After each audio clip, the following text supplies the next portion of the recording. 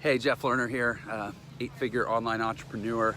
And I want to tell you about one of the biggest realizations I had that completely changed my life, and I believe it can change your life as well. When I was in my 20s, and you can probably tell looking at me, I am not in my 20s anymore. But when I was in my 20s, I was actually a professional piano player.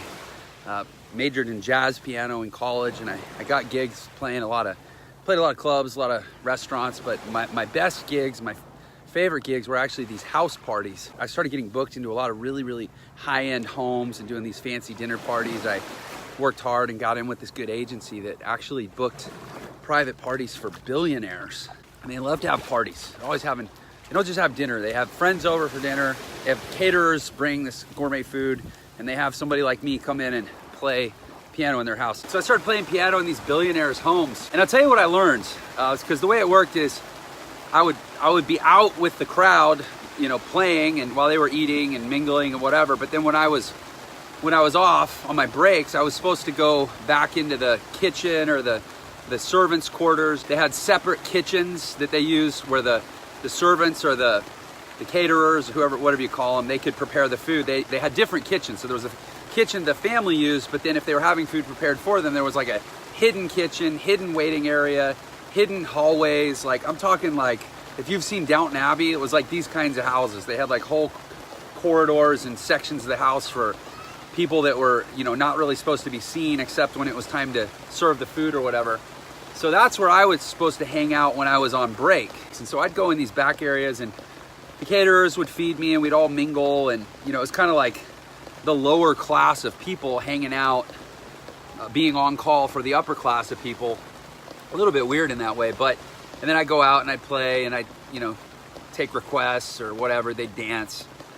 Played some really cool parties, played for multiple billionaires, like I said. In fact, I lived in Houston, so I played for the owner of the Astros, the owner of the Rockets, the owner of the Texans, all three major professional sports teams in Houston. The piano player actually got to talk to people more than, like, say, like the waiter or the bartender. Like, it was part of my job was that I was expected to make conversation with these people and have stories and tell stories and talk about music. And I got to the point where they knew me and I was able to kind of ask maybe uncomfortable questions like, what the heck did you do to make all this freaking money? How did you get this? How did you get this house?